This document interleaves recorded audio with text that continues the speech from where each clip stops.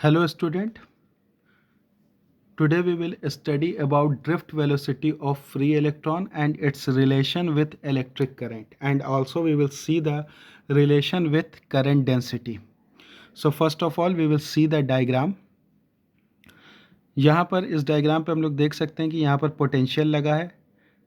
बड़ी लाइन जो है वो प्लस साइड को रिप्रेजेंट करेगी, छोटी लाइन जो है माइनस साइड को रिप्रेजेंट करेगी, और इलेक्ट्रिक फील्ड किधर होगी, प्लस टू माइनस, यानी कि इलेक्ट्रिक फील्ड किधर होगी, राइट टू लेफ्ट। अब ये एक वायर है जिसका एरिया ऑफ क्रॉस सेक्शन, ये पार्ट जो है वो ए है, capital A. Area of cross section ये पार्ट है जो कि वो कैपिटल ए है, और इसमें फ्री इलेक्ट्रॉन मूव कर रहे हैं जिसकी वेलोसिटी क्या है, ड्रिफ्ट वेलोसिटी है, और जिसका डायरेक्शन किधर होगा, left to right, opposite to the electric field. Now we have to see the strength of electric current in this wire, यानी कि इस वायर में इलेक्ट्रिक करंट की क्या स्ट्रेंथ है उसको हमको फाइंड आउट करना है। तो हम लोग सबसे पहले देख लेंगे कि strength of current in a wire I equal to Q upon T. क्या स्ट्रेंथ होगी करंट की, I equal to Q upon T. I means current, Q means charge, T means time. In t second, if NaVdt electron will pass, so charge will be Q equal to NaVdt into E। ठीक है, how this thing will happen we will सी।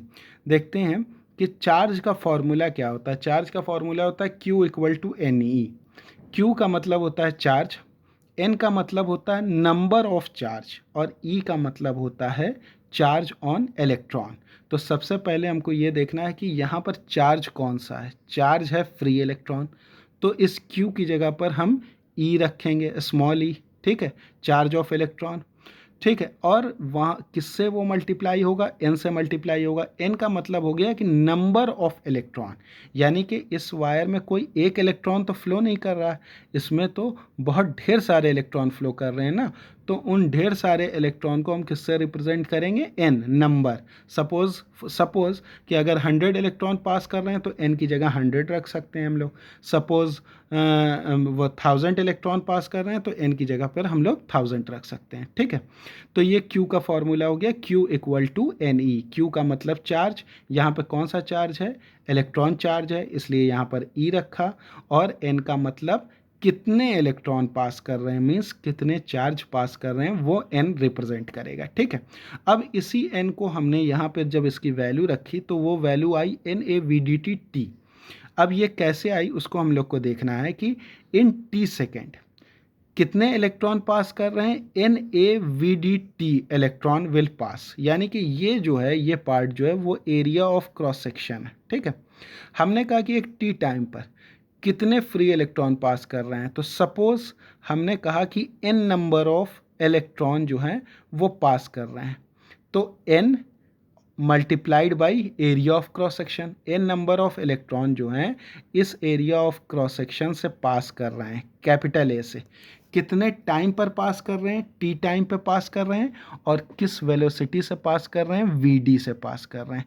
तो यहाँ पर जो number of electron होंगे उसको हम लोग कैसे लिख सकते हैं, सबसे पहले हम लोग लिखेंगे एन, कितने इलेक्ट्रॉन पास कर रहे हैं, एन इलेक्ट्रॉन पास कर रहे हैं। कहाँ से पास कर रहे हैं, area of cross section A से पास कर रहे हैं, तो हमने यहाँ पर ए लिख दिया। किस वेलोसिटी से पास कर रहे हैं, तो हमने लिख दिया वी डी। ठीक है, और कितने टाइम पर पास कर रहे हैं, तो वो टी टाइम पे पास कर रहे हैं। तो इस एन की जगह पर हम क्या लिख सकते हैं, NaVdt।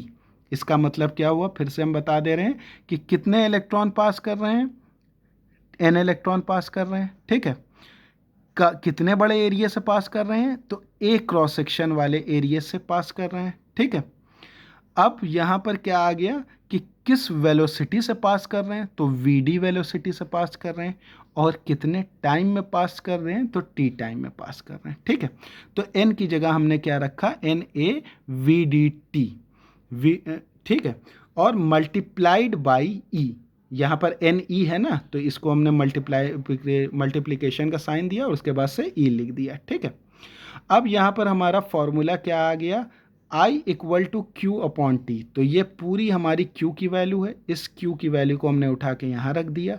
तो अब देखो यहाँ पर अगर हम इस क्यू की वैल्यू को उठाकर यहाँ पे रखेंगे तो यहाँ पे क्या है, टी है, और नीचे क्या है, टी है, तो टी टी कैंसिल हो जाएगा। तो अब बचा क्या, I equal to N E A V D, ठीक है, I equal to N E A V D, ये चीज़ हमारे पास बची।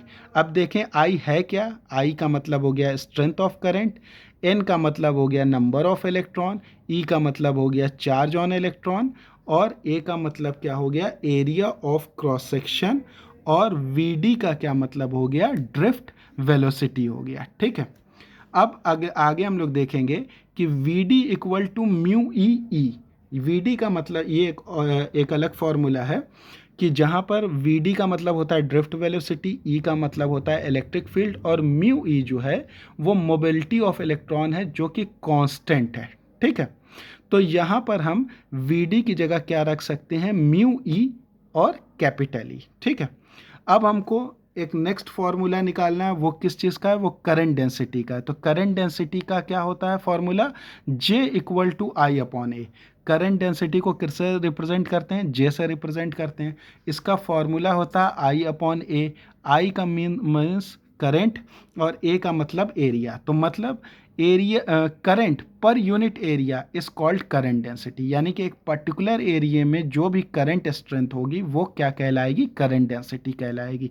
तो J equal to I upon A, तो आई की वैल्यू कितनी आ रही है, N E A V D, इसको हमने आई की जगह रख दिया N E A V D, और ए की जगह ए रखा, तो ए से ए कैंसिल हो गया, बचा क्या, J equal to N e v D. ठीक है, अब हमने इसको वेक्टर फॉर्म में लिखा, तो वेक्टर फॉर्म में क्या हो गया, J vector equal to minus n v d vector.